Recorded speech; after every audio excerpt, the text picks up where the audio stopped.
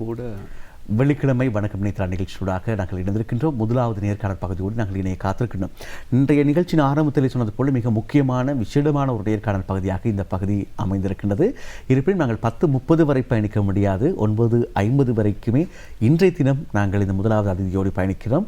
அடுத்த வாரம் நாங்கள் முழு பகுதியாக, அதாவது புதிய 2 பகுதிகளோடு நாங்கள் அடுத்த வாரம் இணைய காத்திருக்கின்றோம். ஏற்கனவே சொன்னது போல தேசிய சுவடிகள் திணைக்களத்தில் முக்கியமான விடயம் தொடர்பாக இன்றைய தினமும், அதே போல மலையக மக்களா இந்தியா வம்சாவளி மக்களா என்கின்ற அந்த கேள்விக்கு பதில் தருகின்ற பகுதி, அதே போல மகாவம்சத்தின் 2ஆம் பாகம் தமிழில் மொழிபெயர்க்கப்பட்டிருக்கின்றது 2வது இயல் தொடர்பாகவும் நாங்கள் அடுத்த வாரம் பேசுவதற்கு ஆயத்தமாக இருக்கின்றோம்.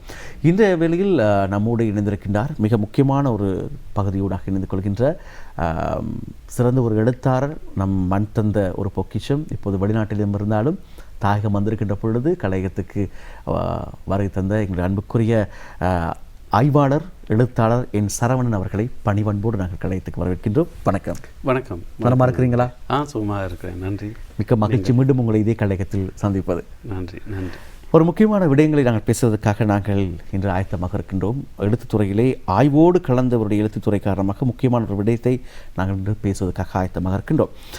1948ஆம் ஆண்டின் 18ஆம் இலக்க இலங்கை பிரஜா உரிமை சட்டத்தின் கீழே தமது குடியுரிமையை நிலைநாட்ட போராடிய மக்களுடைய விண்ணப்பங்கள் இப்பொழுது தேசிய சுவடிகள் திணைக்களத்திலே வைக்கப்பட்டிருப்பது தொடர்பாக அண்மையில் நீங்கள் ஒரு பதிவினை மேற்கொண்டிருந்தீர்கள்.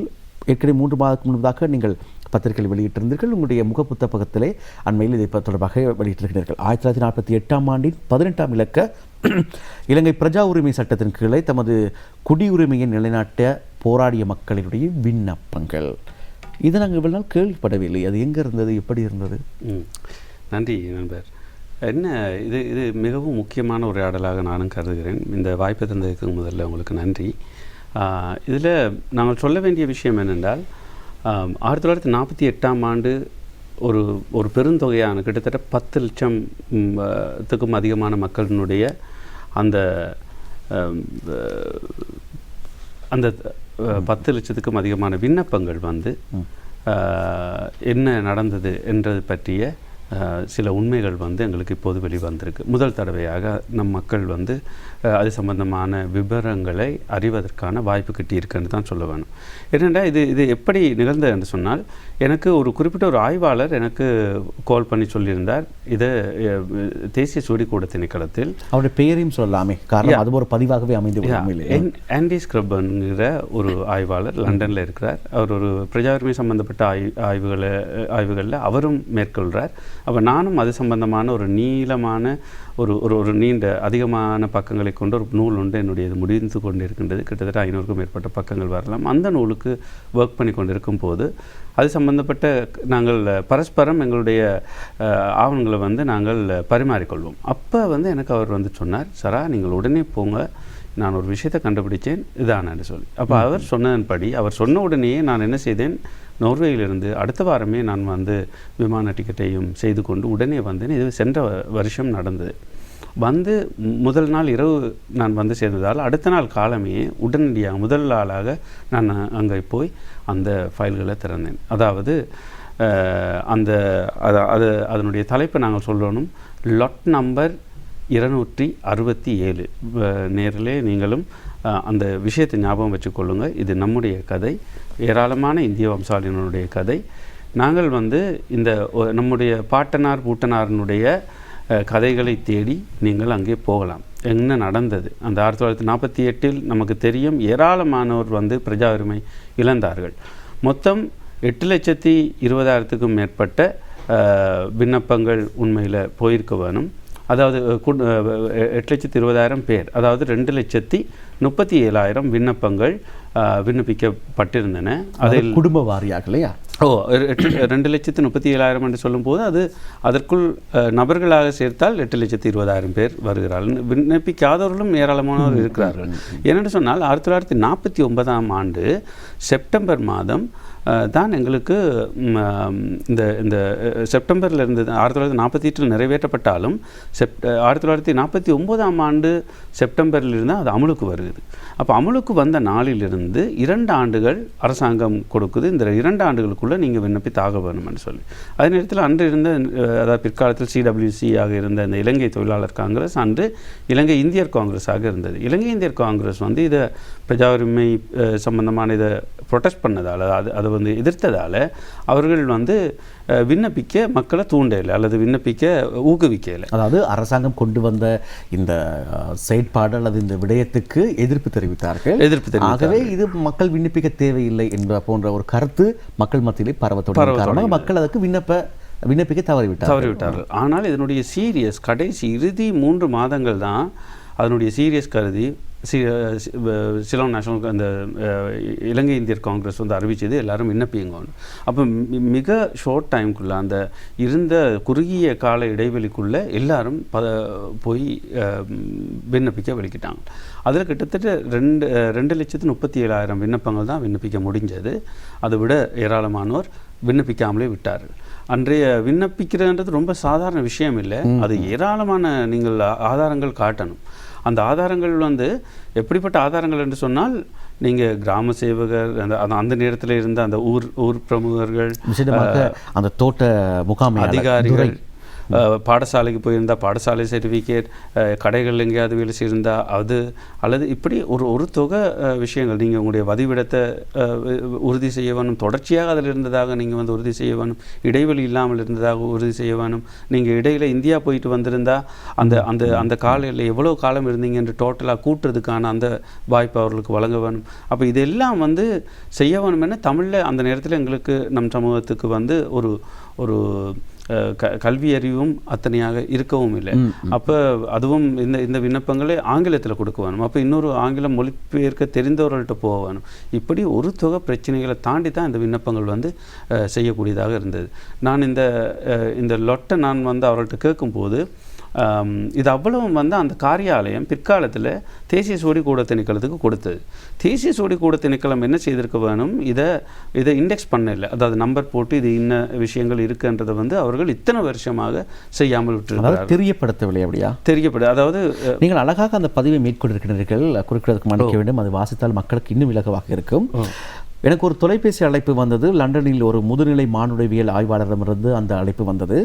ஆய்வு விடயங்கள் தொடர்பாக நாங்கள் பல்வேறு கருத்துக்களையும் ஆவணங்களையும் பரஸ்பரம் பரிமாறிக்கொள்பவர்கள். அன்று அவர் சொன்னவை எனக்கு பெரும் அதிர்ச்சியை தந்தன. ஒரு கணப்பொழுது தலை சுற்றியது போன்ற ஒரு பிரமை எனக்குள்ளே ஏற்பட்டது. சரா, கொழும்பு தேசிய சுவடிகள் திணைக்களத்துக்கு நான் சென்றிருந்தேன். அங்கே நான் ஆராய்ந்து கொண்டிருந்த ஆவணங்களின் வரிசை இலக்கங்கள் திடீரென 1,00,000க்கு மேற்பட்ட எண்ணிக்கையில் இடைவெளி விட்டு 1,00,000 எண்ணிக்கையில் இடைவெளி விட்டு அடுத்த இலக்கத்துக்கு தாவின. அதாவது இப்பொழுது 1001 என்று இருக்கின்ற ஒரு டாக்குமெண்ட் இருக்கிறது. திடீரென்று பார்த்தால் அது லட்சக்கணக்கான இலக்கங்கள் தாண்டி அடுத்தது வருகின்றது. இந்த பாரிய இடைவெளி குறித்து எந்த வித குறிப்போ அல்லது விளக்கமோ அங்கு இருக்கவில்லை. அங்குள்ள உத்தியோகத்தரை அழைத்து இந்த இடைவெளியில் மறைந்துள்ள ஆவணங்கள் யாவை என்று வினவினேன். அவர்களுக்கும் அது தெரிந்திருக்கவில்லை. இவை என்னவென்பதை நான் அறிந்து ஆக வேண்டும் என விடாப்பிடியாக வாதித்தேன். சற்று நேரத்தின் பின்னரே அவர்கள் அந்த தகவலை கசிய விட்டார்கள். அந்த அதிர்ச்சிகரமான செய்தி அறிந்ததும் அந்த ஆவண காப்பகங்கள் உடனடியாக பார்வையிட வேண்டும் என அவர்களிடம் கூறின. அவர்கள் தொடர் மறுப்புகளுக்கு மத்தியில் தர்கித்து இறுதியில் எனக்கு ஒரு கோப்பு தொகுதி எனக்கு மேசைக்கு கொண்டு வந்தார்கள். அவை 1948ஆம் ஆண்டின் 18ஆம் இலக்க இலங்கை பிரஜா உரிமை சட்டத்தின் கீழ் தமது குடியுரிமையை நிலைநாட்ட போராடிய மக்களின் விண்ணப்பங்கள். அவற்றில் சிலவற்றை அன்றே ஆராய்ந்து பல கசப்பான உண்மைகளை அறிந்து கொண்டன. அவர் கூறியிருக்கின்ற விடயங்களை பதிவிட்டிருக்கின்றார். அதை அடுத்து உடனடியாக நீங்கள் நோர்வேயிலிருந்து இலங்கை வந்து இவற்றை நீங்கள் பார்வையிட்டிருக்கின்றனர். 76 ஆண்டுகளுக்கு முன்னர் இந்த கடிதங்களை சேகரிப்பதற்கு, உறுதி செய்வதற்கும், மொழிபெயர்ப்பதற்கும் எத்தனை துன்பங்களை அவர்கள் அனுபவித்திருக்கக்கூடும் என்பதும் உங்களுடைய பதிவிலை காண கிடைக்கிறது. நன்றி. அதை நீங்கள் வடிவாக அதை நான் தவற விட்டேன் என்றால் அந்த முழுமையாக சொல்கிறதுக்கு சுருக்குவதற்காக. ஆனால் அது ஒரு முக்கியமான விஷயம் என்றால் அவர் சொல்லித்தான் அந்த விஷயத்துக்குள்ளே நான் போக வேண்டி வந்தது. பிறகு நான் வந்து அந்த கேட்ட உடனே ஒரு சிறு இழுப்பறி அங்கே இருக்கும். அந்த இழுப்பறியை தாண்டி நானும் அதை கேட்டபோது அவர்கள் ஒரு பெரிய கட்டொண்டை கொண்டு வந்து தந்தார்கள். அந்த ஒவ்வொரு கட்டிலும் 50 விண்ணப்பங்கள் இருக்கும். ஒவ்வொரு விண்ணப்பத்திற்கும் 50க்கும் மேற்பட்ட ஏராளமான கடிதங்கள், தஸ்தாவேஜுகள் வந்து அதுக்குள்ளே இருக்கும். அதில் விண்ணப்பங்கள் இருக்கும், அந்த உறுதிப்படுத்தப்பட்ட விஷயங்கள், மொழிபெயர்ப்புகள், சிஐடி அன்றைய குற்றப்புலனாய்வு திணைக்களம் இது எல்லாத்தையும் உண்மையான்னு சொல்லி ஆராயிருக்கு. அந்தந்த போலீஸ் ஸ்டேஷன் வந்து ஆராய்ந்து இந்த தகவலில் ஒரு சிறு பிழை இருந்தாலும் அவர்கள் அந்த பிழைகள் எல்லாத்தையும் குறிப்பிட்டு குடிவரவு திணைக்களத்துக்கு அறிவிக்கும், இந்த ஆணைக்குழுவுக்கு அறிவிக்கும். அவர்கள் வந்து இதை ஆராய்வார்கள். இதில் ஒரு சிறு பிழை இருந்தாலும் நிராகரித்து விடுவார்கள். அவ்வாறு நிராகரிக்கப்பட்டு மொத்தம் 86% விண்ணப்பங்கள் அவ்வாறு நேரடியாக நிராகரிக்கப்பட்டு விட்டது. அதாவது விண்ணப்பித்தவர்களுடைய எண்ணிக்கையும் குறைவு, அதிலும் 86% ஒரேடியாக நிராகரிக்கப்பட்டு கதை தான் அது. அப்போ இதில் என்னென்னா இதில் இருக்கிற மிக முக்கியமான விஷயம், அந்த கடைசி நேரத்தில் அவர்கள் விண்ணப்பித்ததாலும் ஒரு காரணம் சொல்லலாம். ஆனால் இதையும் விட மிக முக்கியம் வந்து இதில் இருக்கிற கதைகள். ஒவ்வொரு ஃபைலும் அதில் இருக்கிற ஒவ்வொரு கோப்புகளில் இருக்கின்ற விஷயங்களும் வந்து ஒரு பெருங்கதை, மிக அவலகரமான கதைகள். அதில் ஒரு மகன் கேட்குறார் வந்து எனக்கு ஏன்னா அவர் திருப்பி அப்பீலெல்லாம் நடக்குது இந்த இடைவெளிக்குள்ளே. இது 2 ஆண்டுகள் தானே நடக்குது. அப்போ 49ஆம் ஆண்டுலேருந்து 51ஆம் ஆண்டு செப்டம்பர் வரைக்குள்ளே இது வந்து முடிச்சாக வேணும். அப்போ ஒரு மகன் கேட்குறார், என்னுடைய தகப்பன் ஏற்றுக்கொண்டிருக்கிறீங்க தானே? தகப்பனை ஏற்றுக்கொண்டாச்சு, அப்போ ஏன் அதில் என்ன ஏற்றுக்கொள்ளாததுக்கு என்ன காரணம் என்று கேட்குறார். இதை தவிர இதில் உள்ள விசித்திரமான அந்த விண்ணப்பத்தை பார்த்தாலே ரொம்ப நீங்கள் அதிர்ச்சி அடைவீங்க. அதில் இருக்கும் வந்து நீங்கள் உறுதி செய்ய வேணும் உங்களுக்கு எந்த விதமான உடல் உபாதைகள் இல்லைன்னு சொல்லி. அதாவது நீங்கள் அங்கவீனராக இது ஒரு தகுதி. நீங்கள் திடாரோக்கியமாக இருக்க வேண்டும் என்றது ஒரு தகுதி. தேயிலை காடுகளிலே வேலை செய்தவர்கள் எந்த காயமும் இல்லாமல் இருக்க வேண்டும் என்பதும் ஒரு தகுதி. அப்போ நீங்கள் ஒரு அங்கவீனராக அவர்கள் வந்து அடையாளம் கண்டால், அது நிரூபிக்கப்பட்டால் உங்களுடைய இது நிராகரிக்கப்பட்டுவிடும். அதாவது ஸ்கில் லேபர்ஸுகள், அதுவும் இந்த விதத்திலையும் அந்த ஸ்கில்லை வந்து அவர்கள் தர்ற உழைப்பில் கொஞ்சமும் குறையாமல் இருக்கக்கூடியவர்கள் மட்டும்தான் நாங்கள் வந்து இங்கே குடியுரிமை வழங்கலாம் என்றது தான் அதனுடைய மிகப்பெரிய அவலம். அப்போ அப்பேற்பட்ட அந்த விஷயங்கள் எல்லாத்தையும் தாண்டித்தான் இந்த இவ்வளவு விண்ணப்ப விஷயங்களும் நடந்திருக்கு. இதில் பிற்காலத்தில் உங்களுக்கு தெரியும்,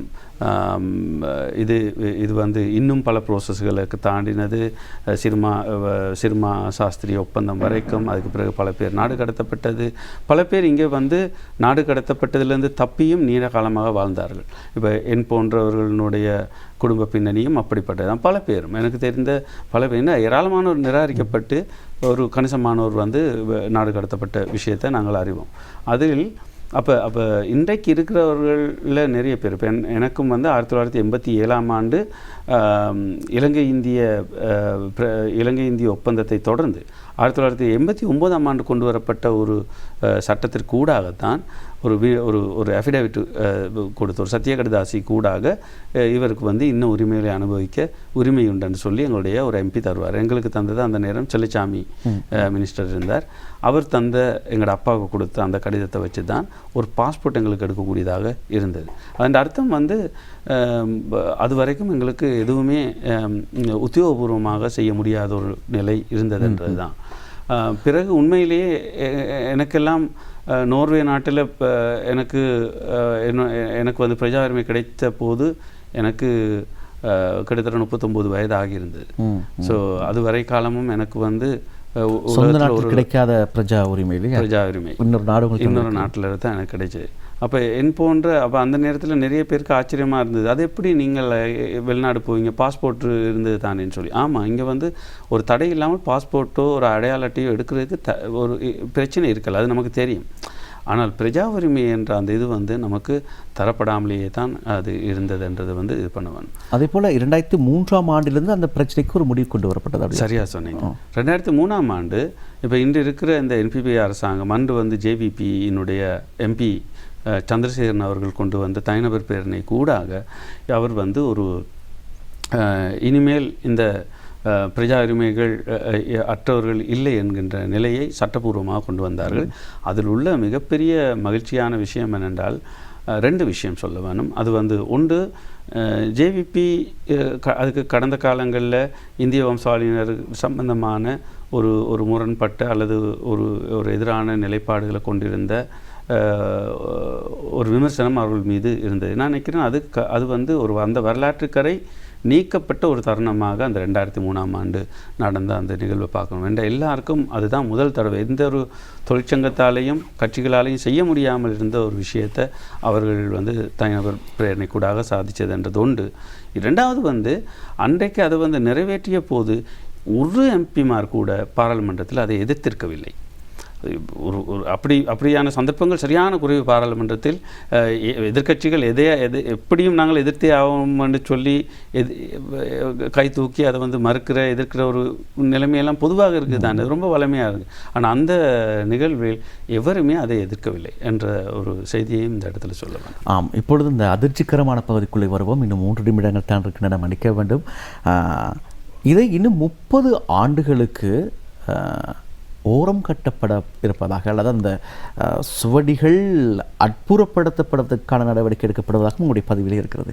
அது என்ன? ஏனென்றால் உலகத்தில் பல மியூசியம்களில் ஒரு ப்ரோசஸ் ஒன்று இருக்குது என்றால் ஒரு குறிப்பிட்ட ஆவணங்களை வந்து ஒரு குறிப்பிட்ட காலத்துக்கு, குறிப்பாக 25 வருடங்கள் முடக்குவார்கள். அந்த லிஸ்ட்டில் இந்த முறை வந்து அதாவது இந்த பிரஜாரிமை விண்ணப்பங்கள், அவ்வளவு லட்சக்கணக்கான அந்த விண்ணப்பங்கள் அத்தனையும் அவர்கள் 25 வருடங்களுக்கு அதை மூடப் போகின்றார்கள். அதன் அர்த்தம் வந்து இனிமேல் யாருமே அதை பார்க்க முடியாத ஒரு நிலையை கொண்டு வருகிறார்கள். அது மிகப்பெரிய அவர் இவ்வளோ காலம் ஒரு இண்டெக்ஸ் அவர்கள் பண்ணவில்லை, யாருக்கும் பார்க்க விடவில்லை, பார்ப்பதற்கான அது சம்பந்தப்பட்ட எந்த ஒரு தகவலையும் அவர்கள் வைத்திருக்கவில்லை, பார்க்க வருபவர்களுக்கு கூட பல இடையூறுகள் அதில் இருந்தன. அப்போ இது எல்லாத்தையும் தாண்டி அந்த குறிப்பிட்ட அந்த ஆவணங்களை எல்லாத்தையும் வந்து முடக்குவது மிகப்பெரிய மோசம். என்னென்னு சொன்னால் அந்த ஆவணங்கள் அத்தனையையும் அவர்கள் குறைந்தபட்சம் டிஜிட்டலைஸ் பண்ணிட்டாவது நாங்கள் வந்து மக்களுக்கு கிடைக்க செய்துட்டு பிறகு வந்து இந்த ஒரிஜினலில் அவர்கள் வந்து செய்யலாம். ஆனால் அதை செய்யவில்லை. நான் நினைக்கிறேன் இந்த உரையாடலுக்கூடாக நான் மக்களை கேட்டுக்கொள்வது, குறிப்பாக இந்திய வம்சாவளியினரை நான் கேட்டுக்கொள்வது, நம்முடைய கதைகளை தேடி நமக்கு என்ன நடந்தது, நம்முடைய பார்ட்னர் என்னென்ன தகவல்களை தெரிவித்தார், நமக்கு நிராகரிக்கப்பட்டதா அல்லது ஏற்றுக்கொள்ளப்பட்டதா, இப்படி இது போன்ற பல கதைகள் உள்ளடங்கிய அந்த கோப்புகளை கோரக்கூடிய முழு உரிமையை உடையவர்கள் நாங்கள் இன்றைக்கு. ஆகவே நாங்கள் அதை தடுத்து நிறுத்துவதற்கு ஒரு சட்ட ரீதியில் அல்லது ஒரு அமைப்பு ரீதியில் நாங்கள் இதற்காக தொழிற்பட வேண்டும், ஒரு கோரிக்கையை முன்வைக்க வேண்டும், இதை தடுத்து நிறுத்த வேண்டும், குறைந்தபட்சம் அதை வந்து டிஜிட்டலைஸ் பண்ணுங்கோ வேகமாக என்று சொல்லி கோர வேண்டும் என்று சொல்லி நான் இதற்கூடாக கேட்டுக்கொள்கிறேன். ஆமாம், எங்களுக்கு மேலதிகமாக 10 நிமிடங்கள் வழங்கப்படுகின்றதாகவே இந்த முக்கியமான மற்றும் சில விடயங்களை பேசலாம். உண்மையிலே அநேக மாணவருக்கு இருக்கின்ற ஒரு பிரச்சனை, சில நேரங்களில் என்னுடைய தாத்தா அல்லது அவருடைய அப்பா எந்த மாவட்டத்திலே பிறந்தார், இந்தியாவில் எந்த மாவட்டத்தை நாங்கள் சேர்ந்தவர்கள் என்கின்ற தகவல் கூட இப்பொழுது 4ஆம் தலைமுறைக்கு சிலர்கள் தெரியாமல் இருக்கலாம். ஆனால் அந்த விண்ணப்ப படிவத்திலும் இருக்கிறது இல்லையா? சகலதும் இருக்குது, சகலதும் இருக்குது. அது மட்டும் இல்லாமல் எப்போ போய் வந்தாங்க, மற்றது அங்கே காசு அனுப்பியிருந்தா யாருக்கு அனுப்பியிருந்தாங்க, எப்போ அனுப்பியிருந்தாங்க, அங்கே உள்ள தொடர்புகள் எல்லாம் இருக்குது. அவர்கள் வந்து வேலை செய்த அந்த இடங்கள் பட்டியல், ஏராளமான தகவல். அது மட்டும் இல்லாமல் சிஐடி வந்து புறம்பாக இதை விசாரிக்கும். ஆமாம், பொதுவாக ஒரு நம்ம நாட்டிலே பிரஜா உரிமை கோருகின்ற பொழுது இந்த விசாரணைகள் நடத்தப்படுவது இயல்பு இல்லையா?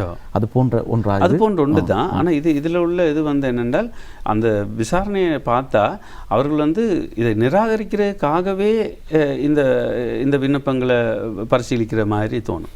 அப்போ அதற்காக நீங்கள் அதில் நிராகரிக்கப்பட்ட விஷயங்களை பார்த்தா ரொம்ப செலியான விஷயங்களாக இருக்கும். உதாரணத்துக்கு வந்து அதில் ஒரு சிங்கள பெண்ணை திருமணம் செய்த ஒரு இந்திய வம்சாவளியை சேர்ந்தவர் சிங்கள பெண்ணை திருமணம் செய்து அவருடைய பேரையும் சிங்களமாக மாற்றிக்கொண்டு அவர் வந்து இந்தியாவுக்கு போய் வந்த அந்த விஷயங்களை அவர் சொல்கிறார். ஆனால் அவர் வந்து அந்த தொடர்ச்சியாக இத்தனை வருஷம் இருக்கவில்லை என்று சொல்லி அவர் மீது சில இதுகள் சொல்லப்படுது. அதற்கு சாட்சியாக ஒருவரை அழைக்கிறார்கள், ஒருவருடைய சாட்சி எடுக்கிறார்கள்.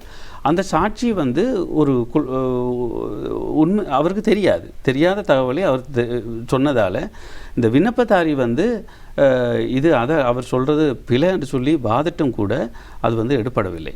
மிக இலகுவாக அதாவது உங்களுக்கு புரியத்தானே, ஒரு நீண்ட காலமாக அவர் இருக்கிறார், அவருக்கு பிள்ளைகளெல்லாம் கூட பிறந்துட்டுது, தன்னை ஒரு கிட்டத்தட்ட சிங்கள சமூகத்தோடு கூட ஐக்கியமாக்கிட்டார். ஆனால் வந்து இந்த அவருடைய விண்ணப்பம் வந்து நிராகரிக்கப்படுது. காரணம் வந்து அந்த உறுதியளிக்கப்படாததால், அந்த உறுதி செய்யப்படாததால் அந்த போய் வந்து அந்த பீரியட். ஸோ அப்படியான விஷயங்கள் எல்லாம் அதுக்குள்ளே இருக்குது. இதை விட இன்னும் சில விஷயங்கள் சொல்ல வேணும். பல முஸ்லிம்களினுடைய விண்ணப்பங்கள் குறிப்பாக எனக்கு கிடைச்ச அந்த கட்டு என்றது வந்து மேல் மாகாணத்தில் மத்திய கொழும்பு வடகொழும்பை சேர்ந்த ஃபைல்கள். அப்போ இதற்குள் இருந்த ஏராளமான பரதவர் சமூகத்தைச் சேர்ந்தவர்களுடைய விண்ணப்பங்கள் இருக்கின்றன, நிராகரிக்கப்பட்டிருக்கின்றன. அது நான் குறிப்பாக சொல்கிறதுக்கு காரணம் இருக்குது. பரதவர் சமூகம் வந்து இன்றைக்கு இந்த சமூகங்களிலிருந்து ஒரு தனிச்சமூகமாக பதிவு செய்ய அவர்கள் சாதித்திருக்கிறார்கள். எங்களுடைய இந்த சென்சஸில். ஸோ அப்படிப்பட்ட ஒரு சமூகம் கூட அன்றைக்கு வந்து எப்படி நிராகரிக்கப்பட்டிருந்தது. மற்ற முஸ்லிம் சமூகங்கள் அவர்கள் வந்து நிறைய விண்ணப்பங்கள் இருக்கின்றன, அதில் கணிசமான நிராகரிக்கப்பட்ட ஃபைல்களும் இருக்கின்றன. ஸோ அதெல்லாம் வந்து கூட நாங்கள் பார்க்க வேண்டும். நாங்கள் ஏன் பார்க்க வேண்டும்? எதற்காக இந்த 25 வருட காலம், சராசரியாக 30 ஆண்டுகளோடு ஓரங்கட்டப்படுகின்ற அல்லது மறைத்து வைக்கப்படுகின்ற அல்லது பார்ப்பதற்கு தடை விதிக்கப்படுகின்ற விடயத்துக்குள்ளே இது தள்ளப்பட்டு விடாமல் நாங்கள் குரல் எழுப்ப வேண்டும் என கூறுவதற்கு முக்கிய காரணம் என்ன? ஏன்னு சொன்னால், இது எங்களுடைய மூதாதையருடைய கதை மட்டுமல்ல, எங்களுடைய ஒட்டுமொத்த கதை. இது மிகப்பெரிய பேரவலத்தை தாண்டியவர்கள் நாங்கள்.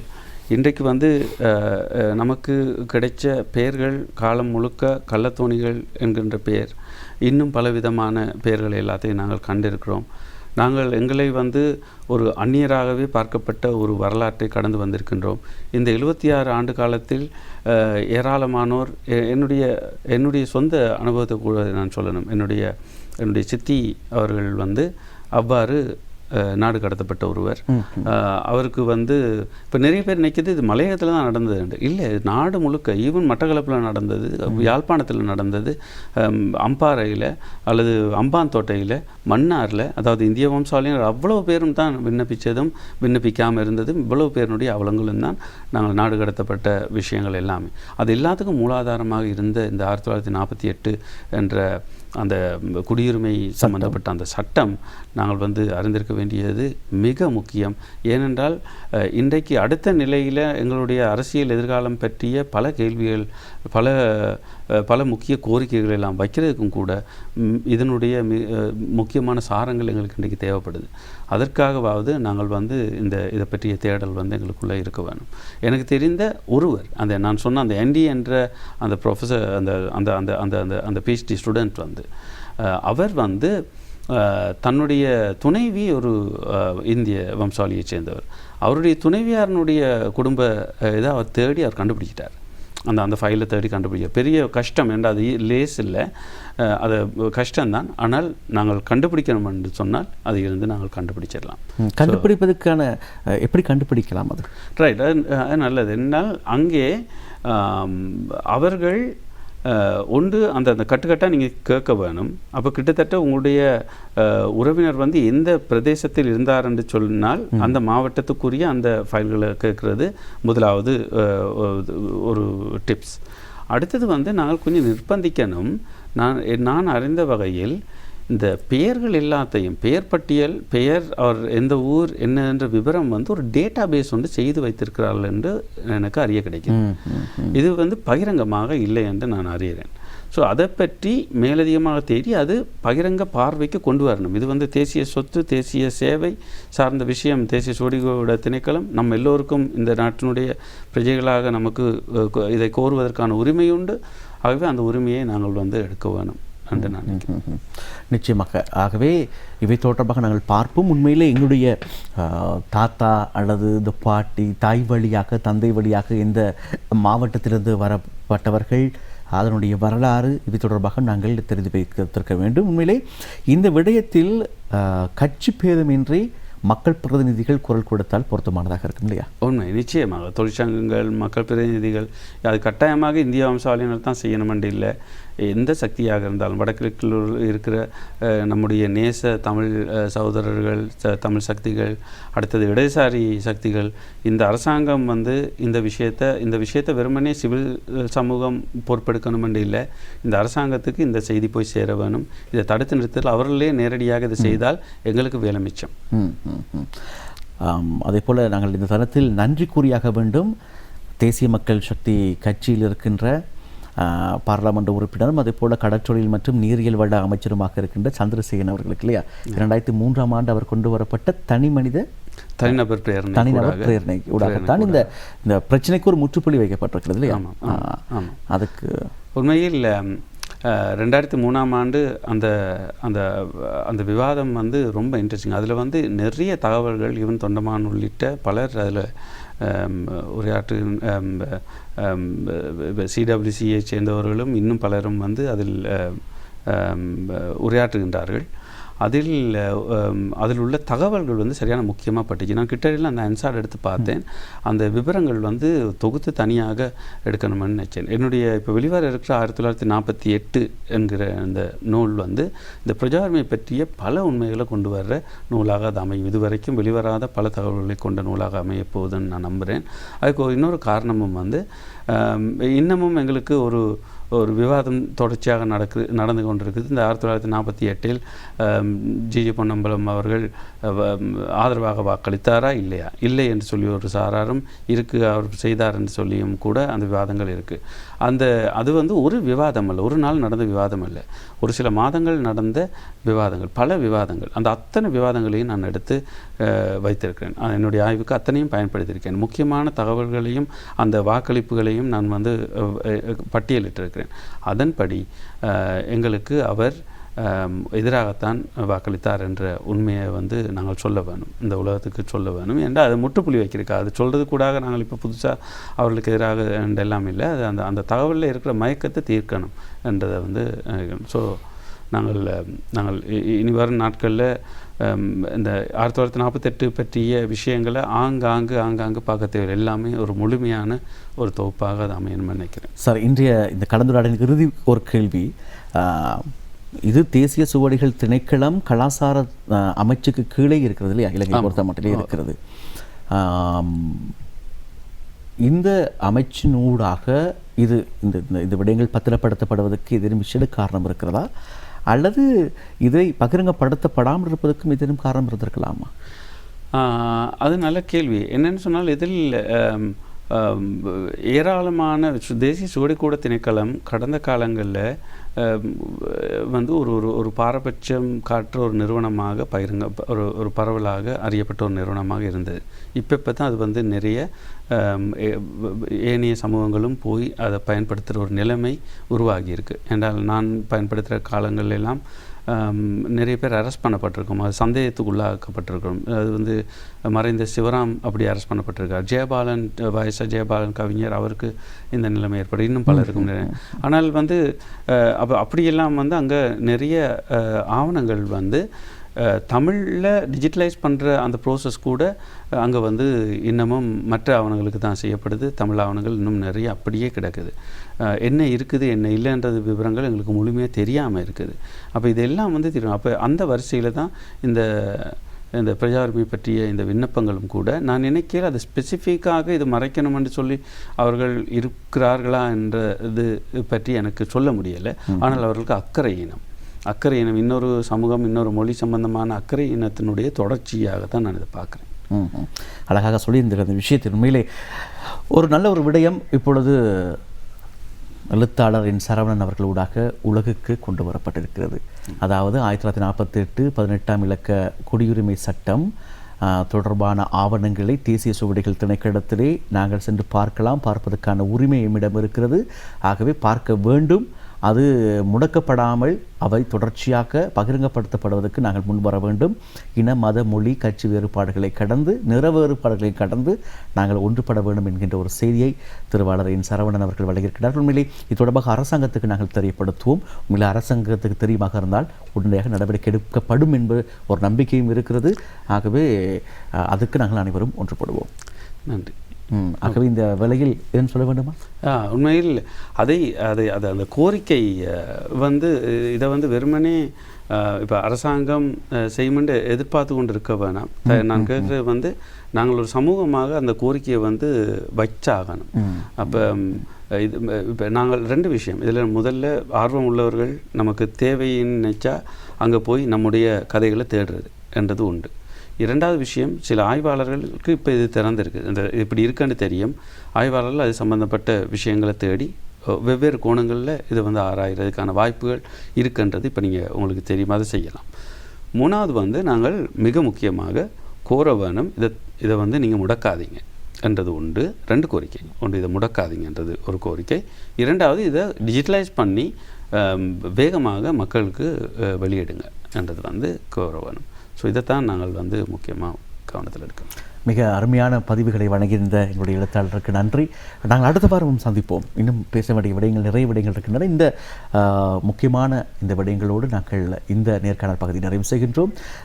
எங்களுடைய ஆய்வாளரும் எழுத்தாளருமான எங்கள் மண்ணின் மைந்தன் என் சரவணன் அவர்களுக்கு நாங்கள் கழகத்தின் சார்பாக நன்றிகள் இந்த வழியில் தெரிவிக்க கடமைப்பட்டிருக்கின்றோம். அதே போல் ஒரு விஷயம், ஒரு சமூகத்தினுடைய எழுச்சி விடிவு அந்த சமூகத்தினுடைய கல்வியில் தான் தங்கியிருக்கின்றது என்பதற்கு நீங்கள் ஒருவர் சிறந்த ஒரு உதாரணம். நீங்கள் இந்த எழுத்துத்துறையில் பயணிப்பதன் காரணமாகத்தான் இப்படி ஒரு விஷயம் இருக்கிறது என்பதையே உலகுக்கு கொண்டு வரக்கூடிய ஒரு வாய்ப்பு கிடைத்தது. ஆகவே யாவருமே கல்வி கற்பதன் ஊடாக சமூகத்தினுடைய மாற்றத்துக்கு நாங்களும் ஒரு எடுத்துக்காட்டாக ஒரு உந்து சக்தியாக அமையலாம் என்பது இந்த தளத்தில் நாங்கள் நினைப்படுத்தி இந்த 1வது பகுதியை நாங்கள் நிறைவு செய்கிறோம். நன்றி. நன்றி. நன்றி. நன்றி. பாடல் இனிய பாடல் வர்த்தக விளம்பர இடைவெளி தொடர்ந்து நாங்கள் 2வது நேர்காணல் பகுதியோடு நாங்கள் இணைந்து கொள்வோம்.